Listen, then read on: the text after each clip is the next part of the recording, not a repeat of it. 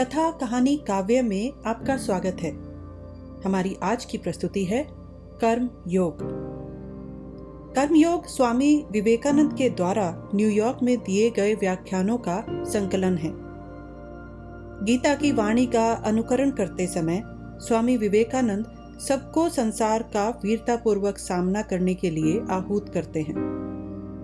क्षुद्र से क्षुद्र मनुष्य भी कर्मयोगी हो महत्तम के सम्मान का अधिकारी हो सकता है। अपने अपने विकास का मार्ग सबके आगे खुला है। कर्मयोग की यही शिक्षा है कि मनुष्य उस पर चलकर अपनी पूर्णता का अनुभव कर सके। स्वामी विवेकानंद ने कर्मयोग को एक मानसिक अनुशासन की तरह वर्णित किया है, जो एक मनुष्य को अपने कर्तव्य संसार की सेवा में करने की अनुमति देता है, जिससे उसके प्रबोधन का रास्ता खुलता है। हमारा यह छोटा सा प्रयास है इस ज्ञान को आवाज देकर आप सब तक पहुंचाने का। कर्म योग 8वां अध्याय, कर्म योग का आदर्श।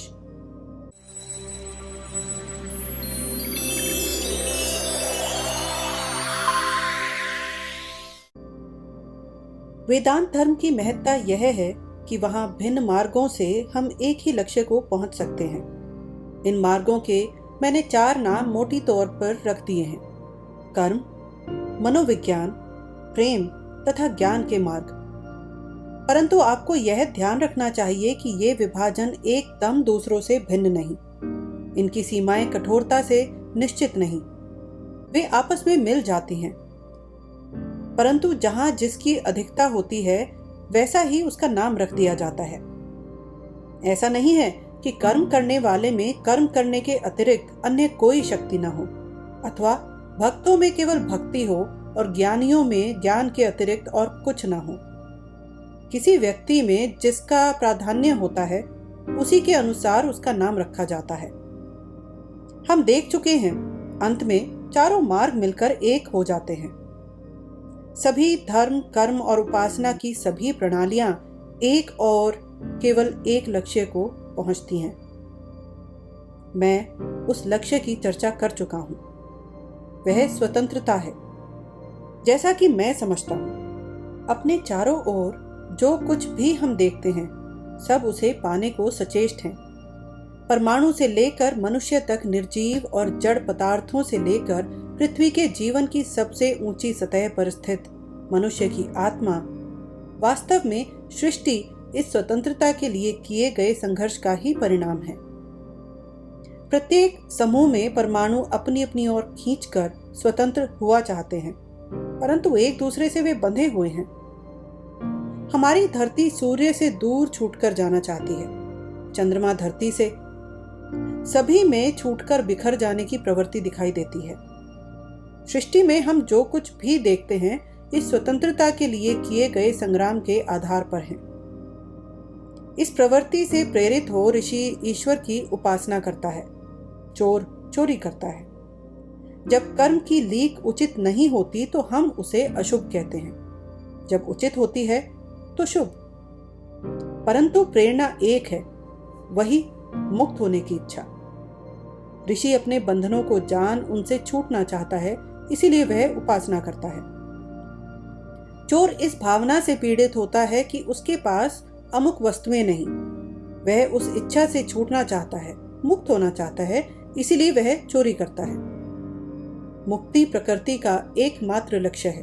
वह जड़ हो या चेतन, जाने या अजाने, सभी मुक्ति के लिए प्रयत्न पर हैं। ऋषि जिस मुक्ति की कामना करता है वह चोर की मुक्ति से अत्यंत भिन्न है। ऋषि की मुक्ति से उसे अनंत अनिर्वचनीय आनंद मिलता है। चोर की मुक्ति उसके लिए और भी दृढ़ बंधनों का कारण होती है। प्रत्येक धर्म में मुक्ति के लिए यह चेष्टा देखी जा सकती है। वह सभी सदाचार और स्वार्थ त्याग की नींव है, जिसका अर्थ है इस शरीर को अपना कहकर न जानना।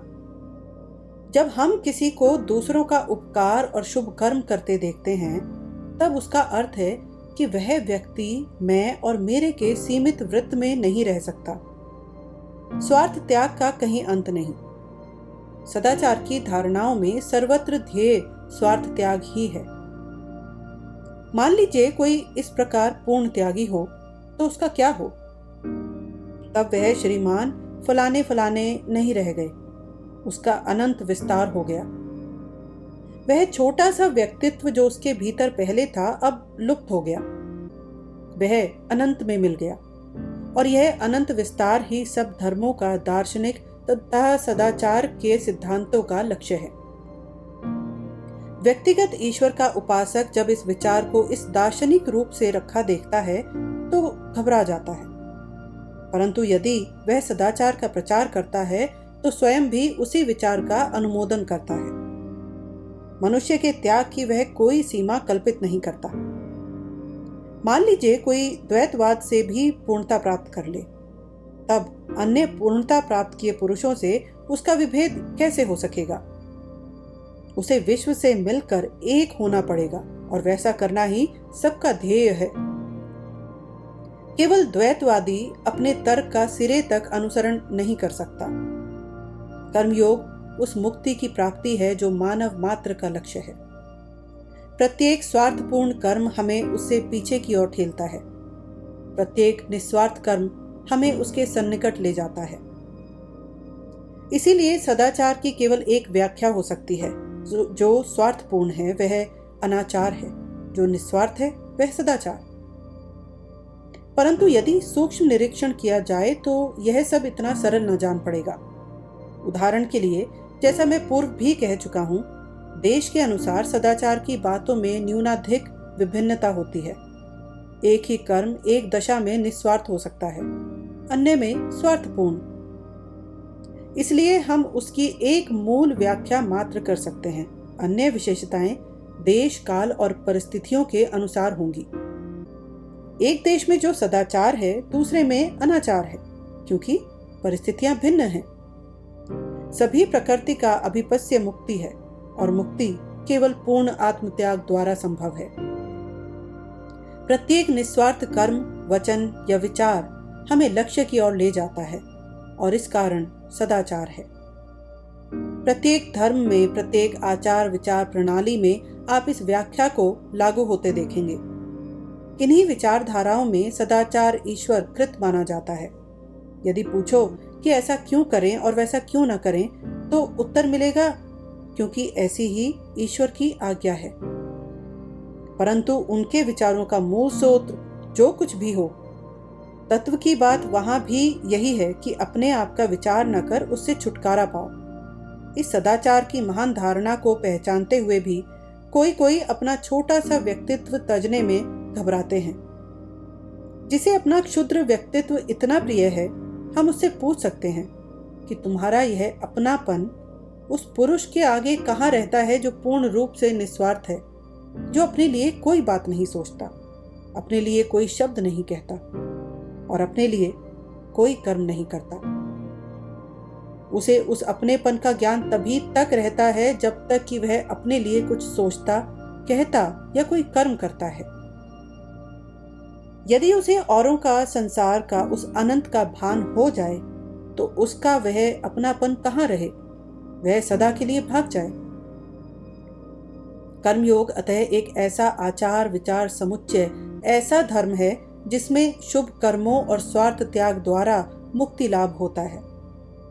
कर्मयोगी के लिए आवश्यक नहीं वह किसी मतांतर में विश्वास करे, वह ईश्वर में विश्वास न करे, उसकी आत्मा क्या है इस पर कभी विचार न करे, न किसी दार्शनिक गुत्थी पर माथापच्ची करे। उसका अपना एक लक्ष्य है, स्वार्थ त्यागी होना। उसे स्वयं उसकी सिद्धि करनी होगी। प्रत्येक क्षण उसे अनुभूति होनी चाहिए, क्योंकि उसे अपना मार्ग बिना किसी मत और विचार की सहायता के केवल कर्म द्वारा पार करना है। उसी समस्या को ज्ञानी अपने ज्ञान द्वारा और भक्त अपनी भक्ति द्वारा सुलझाता है। अब दूसरा प्रश्न आता है, यह कर्म क्या है? शुभ कर्म का क्या अर्थ है? क्या हम संसार की भलाई कर सकते हैं? सच पूछा जाए तो नहीं, देखने को हाँ। संसार की कोई अमर अमिट भलाई नहीं की जा सकती। यदि की जा सकती तो यह संसार ना होता।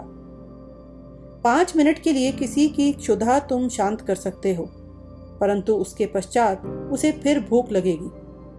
किसी भी प्रकार की तृप्ति जो हम एक व्यक्ति की कर सकते हैं क्षणिक होगी। इस सुख व दुख के अनवरत क्रम का कोई अंत नहीं कर सकता। क्या संसार को सदा सुखी बनाया जा सकता है? समुद्र में हम एक लहर नहीं उठा सकते जब तक अन्यत्र एक गह्वर ना हो। मनुष्य की आवश्यकताओं और वांछनाओं के अनुसार सुख की सामग्रियां संसार में सदा समान रही हैं। न वे घट सकती हैं, न वे बढ़ सकती हैं। इतिहास का जैसा हमें ज्ञान है उसे देखिए। क्या हमें सर्वत्र वे ही सुख, वे ही दुख, वे ही विलास, वे ही विषाद, पारस्परिक वही भेदभाव नहीं दिखाई देते? कोई धनी, कोई निर्धन, कोई ऊंच, कोई नीच, कोई रोगी, कोई निरोग, क्या यही सब काल सर्वत्र नहीं दिखाई देता? ये सब पूर्व काल में मिस्र, यूनान और रोम वालों के लिए वैसे ही थे जैसे आज अमेरिका वालों के लिए हैं। जहां तक इतिहास की गति हुई है, दशा ऐसी ही रही है। साथ ही साथ हम यह भी देखते हैं, सुख दुख के असाध्य भेदभावों के होते हुए भी उन्हें कम करने का सतत प्रयत्न किया गया है। प्रत्येक देश और काल में ऐसे नर नारी जन्मे हैं जिन्होंने दूसरों का मार्ग सुखद बनाने के लिए घोर श्रम किया है, पर उन्हें कहां तक सफलता मिली है? हम गेंद को इधर से उधर मारने का ही खेल खेल सकते हैं। दैहिक दुख दूर होने पर मानसिक उत्पन्न हो जाते हैं। यह दांते के नरक की उस कथा के समान है जिसमें कुछ लोभियों को एक पहाड़ पर चढ़ाकर ले जाने के लिए एक स्वर्ण पिंड दिया गया था। प्रत्येक बार वे उसे ऊपर ढकेल कर ले जाते, वह फिर नीचे ढलता आता। प्रलयांत में सदा सुखी संसार की कल्पना बच्चों की कहानियों की भांति सुख देने वाली अवश्य है, परंतु उसका महत्व इससे अधिक नहीं। तमाम जातियां जो इस स्वर्गिक संसार की कल्पना करती हैं, सोचती हैं सबसे सुंदर स्थान उसमें उन्हीं को मिलेगा। सुखी संसार की कैसी निस्वार्थ कल्पना है। हम संसार को सुखी नहीं बना सकते, वैसे ही हम उसे दुखी नहीं बना सकते। सुख दुख की सामूहिक शक्तियां इसी अनुपात में रहेंगी। इधर की वस्तु हम कभी उधर कर देते हैं, कभी उधर की इधर, परंतु बात वही होती है, क्योंकि वैसा होना स्वाभाविक है। यह उत्थान पतन, यह ज्वार भाटा संसार का प्राकृतिक नियम है। इससे अन्यथा होगा यह कहना उतना ही तर्कसंगत हो सकता है जितना कि मृत्यु के बिना जीवन की कल्पना करना। यह सब आदि से लेकर अंत तक सिवा वज्र मूर्खता के कुछ नहीं। जीवन के विचार से ही मृत्यु की हठात कल्पना होती है, सुख के विचार से दुख की। दीपक प्रतिपल जला करता है, वही उसका जीवन है। यदि तुम जीना चाहते हो तो तुम्हें प्रतिक्षण मरना पड़ेगा। जीवन और मृत्यु एक ही वस्तु के विभिन्न रूप हैं। दृष्टिकोण का अंतर मात्र होता है। एक ही लहर के वे उत्थान पतन हैं और दोनों से मिलकर एक पूर्ण की रचना होती है। एक पतन की ओर देख निराशावादी हो जाता है, अन्य उत्थान की ओर देख आशावादी होता है। जब लड़का स्कूल जाता है, माता पिता उसकी देखरेख करने को होते हैं, तब उसे सब कुछ सुखी दिखाई देता है। उसकी आवश्यकताएं सरल होती हैं, वह आशावादी होता है। परंतु वृद्ध पुरुष अनुभवी और शांत होते हैं, उनका जोश अब तक ठंडा हो जाता है। इसी भांति पुरानी जातियां अपने साथ अपने जीवन का वार्धक्य लिए नवीन जातियों की अपेक्षा आशावाद की ओर कम झुकती हैं। भारतवर्ष में एक कहावत है, 1000 वर्ष तक नगर और फिर 1000 वर्ष तक वन। यह नगर से वन और वन से नगर का परिवर्तन कर्म सर्वत्र चल रहा है।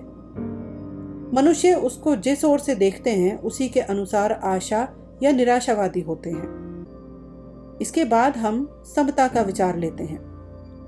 ये सुखी संसार के विचार कर्म के महान प्रेरक रहे हैं। बहुत से धर्मों में यह विचार विशेष रूप से प्रचारित रहता है कि ईश्वर पृथ्वी पर आकर शासन करेगा और संसार यही रहेगा। जो लोग उसका प्रचार करते हैं वे अंधविश्वासी होते हैं। और वास्तव में अंधविश्वासी अत्यंत सच्चे हृदय के व्यक्ति होते हैं। इस अंधविश्वास के आकर्षण पर ईसाई धर्म का प्रचार हुआ था और इसी कारण वह ग्रीक और रोमन गुलामों को लुभा सका। उन्हें विश्वास हो गया कि ईश्वर के राज्य में गुलामी न होगी, खाने पीने मौज उड़ाने के काफी सामान होंगे। इसीलिए ईसाई झंडे के नीचे आ आकर खड़े होने लगे। उन्होंने पहले पहल उसका प्रचार किया। वे अज्ञानी कट्टरपंथी थे, परंतु सच्चे हृदय वाले। वही विचार आजकल समता, बंधुत्व और स्वतंत्रता के विचारों के रूप में प्रकट हुआ है। यह भी अंधविश्वास है। सच्ची समानता न संसार में पहले कभी हुई है न होगी। हम सब यहाँ समान कैसे हो सकते हैं? इस असंभव साम्य का अर्थ है मृत्यु। यह संसार क्यों है? वैषम्य से। आदि दशा में जिसे अव्यक्त कहा जाता है, पूर्ण समानता रहती है। सृष्टि की कार्यकारिणी शक्तियां तब कैसे जन्मती हैं? युद्ध कर, होड़ा होड़ी और संघर्ष द्वारा। मान लो सृष्टि के सभी परमाणु समान हों, स्थिर हों, तब क्या सृष्टि कर्म चल सकेगा? विज्ञान से हम जानते हैं ऐसा होना असंभव है। पानी की एक सतह में हलचल मचाने से परमाणु एक दूसरे की ओर दौड़कर शांत होने की चेष्टा करते हैं। इसी भांति हमारा विश्व, उसमें की सभी वस्तुएं पूर्ण साम्य की दशा को पहुंचने के लिए आकुल हैं। एक हलचल फिर हो जाती है और फिर शक्तियों का भिन्न समूहों में मिलन होता है और सृष्टि होती है। विषमता ही सृष्टि का आधार है। साथ ही साम्य लाभ करने की चेष्टा में तत्पर शक्तियां सृष्टि कर्म करने के लिए उतना ही आवश्यक हैं जितनी कि वे शक्तियां जो इस शांति लाभ में बाधा डालती हैं। पूर्ण साम्य, जिसका अर्थ है सभी सतहों की क्रियाशील शक्तियों की समान भावना से स्थिरता, इस संसार में संभव नहीं। उस दशा को पहुंचने के पूर्व संसार किसी भी प्रकार के जीवन के अयोग्य हो चुका होगा और कोई भी प्राणी उसमें न रहेगा। इसलिए हम देखते हैं कि ये रामराज्य और पूर्ण साम्य के विचार असंभव ही नहीं। यदि हम उनका अनुसरण करें तो अवश्य काल के मुख तक पहुंच जाएं। मनुष्य और मनुष्य के बीच का अंतर क्या है? विशेष अंतर मस्तिष्क का है। आज किसी पागल के सिवा कोई यह ना कहेगा कि हम सब समान मानसिक शक्ति वाले उत्पन्न हुए हैं। हम असमान शक्तियों के साथ जन्मते हैं। जन्म से ही कोई छोटा हो, कोई बड़ा होकर आता है। इस जन्म के पूर्व ही निश्चित विधान से कोई चारा नहीं। अमेरिकन इंडियन इस देश में हजारों वर्षों से थे। वहां आपके मुट्ठी भर पुरखे आए। देश की दशा में उन्होंने क्या परिवर्तन कर दिया है? यदि सब समान है तो इंडियन लोगों ने यहां सुधार कर नगर क्यों न बसाए? आपके पुरखों के साथ एक नई मानसी शक्ति इस देश में आई। पूर्व संस्कारों के विभिन्न समूह यहां आए। कार्य रूप में वे प्रकट हुए। पूर्ण भेदभाव का अभाव मरण है। जब तक यह संसार है, भेदभाव होगा और होना चाहिए। पूर्ण समानता का कल्पित सुखकाल तभी आएगा जब सृष्टि के एक क्रम का अंत हो चुकेगा। उसके पूर्व समानता हो ही नहीं सकती। जिस प्रकार वैषम्य सृष्टि के लिए आवश्यक है, उसी प्रकार उसके नियमन की चेष्टा भी। यदि स्वतंत्रता और ईश्वर प्राप्ति के लिए चेष्टा न हो तो भी सृष्टि न हो। इन्हीं दो शक्तियों के विभेद के अनुसार मनुष्य की इच्छाएं बनती हैं। कर्म के लिए ये इच्छाएं सदा रहेंगी, कुछ स्वतंत्रता की ओर प्रेरित करने वाली, कुछ परतंत्रता की ओर। संसार की कारीगरी चक्र के भीतर चक्र विचित्र है। उसके भीतर हम हाथ डालते ही हम फंसे नहीं कि गए। हम सब सोचते हैं अमुक कर्तव्य का पालन करने पर हमें शांति मिलेगी, परंतु उसे पूरा भी नहीं कर पाते कि दूसरा सामने आकर खड़ा हो जाता है।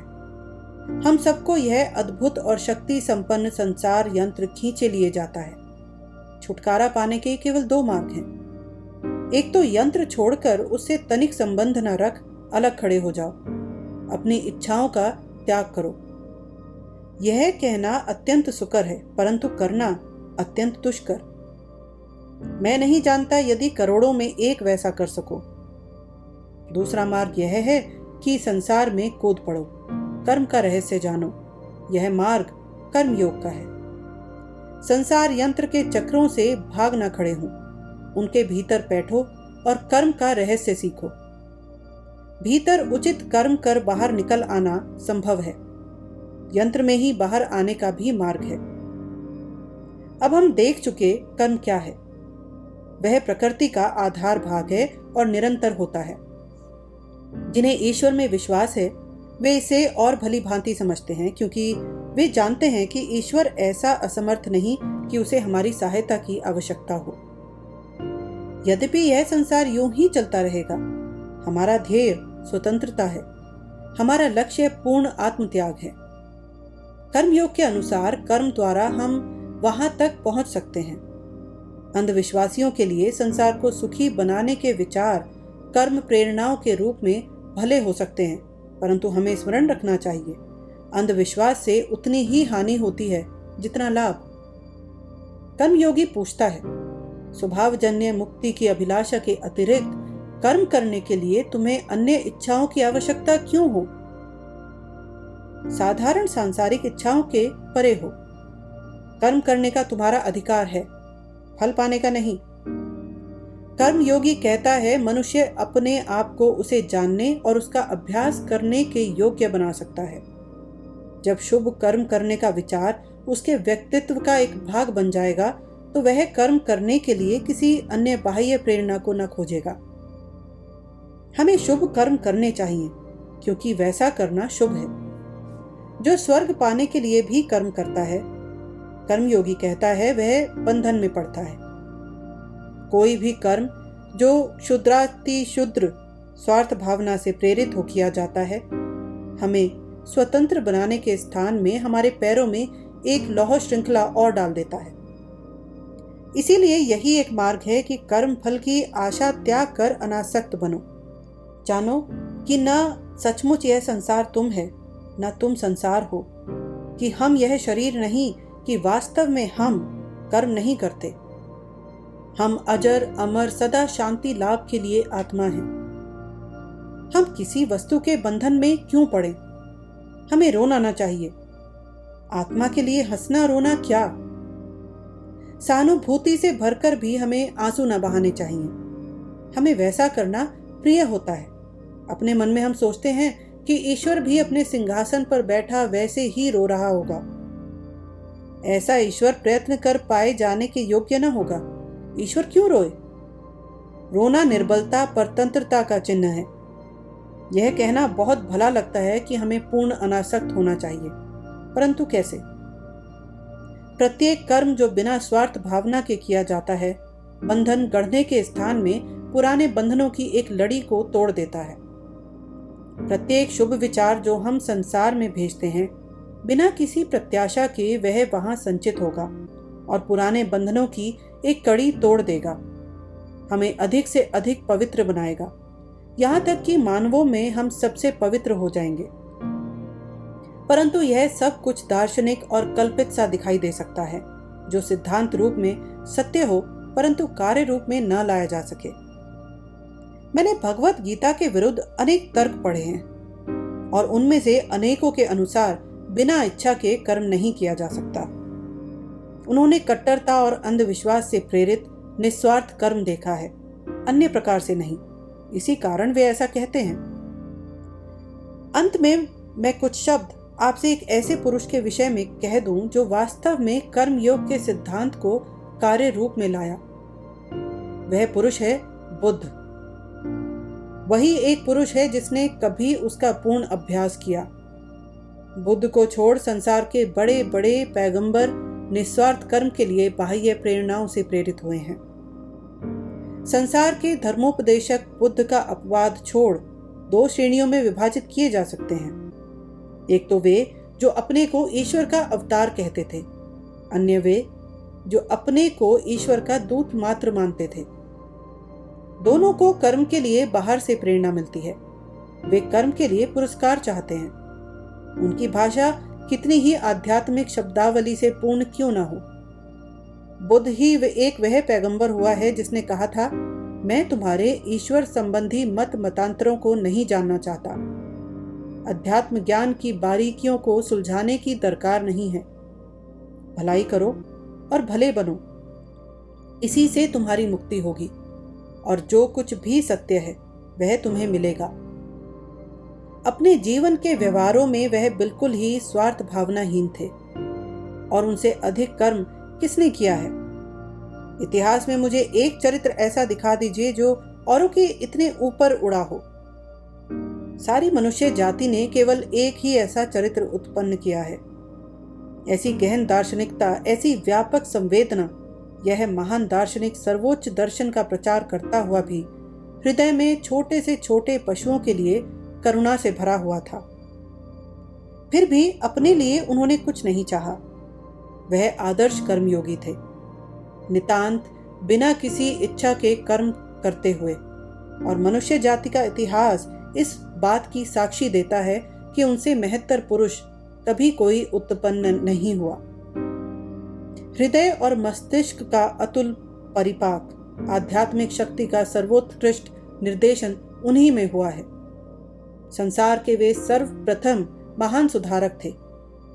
उन्होंने ही पहले पहल साहस कर कहा था, ये तुम्हारे शास्त्र और वेद यह कहते हैं, वह कहते हैं, इसीलिए उस पर विश्वास न करो। तुम्हारे देश का ऐसा रिवाज है, बचपन से तुमने उस पर विश्वास किया है, इसीलिए किसी वस्तु पर विश्वास न करो। अपनी बुद्धि से उसका निराकरण करो, उसे सिद्ध करो, तब यदि देखो कि उससे सबका कल्याण होगा तो उसका आचरण करो और दूसरों को वैसा करने में सहायता दो। वहां सबसे उत्तम कर्म करता है जो बिना धन, मान, कीर्ति अथवा अन्य किसी स्वार्थ भावना के कर्म करता है। जब मनुष्य वैसा कर सकेगा तो वह बुद्ध होगा।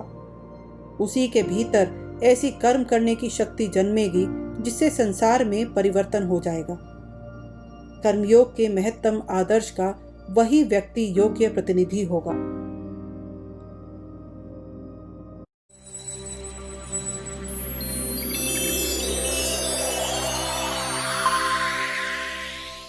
हमारे साथ बने रहने के लिए धन्यवाद। जल्दी ही फिर मिलते हैं एक नई प्रस्तुति के साथ।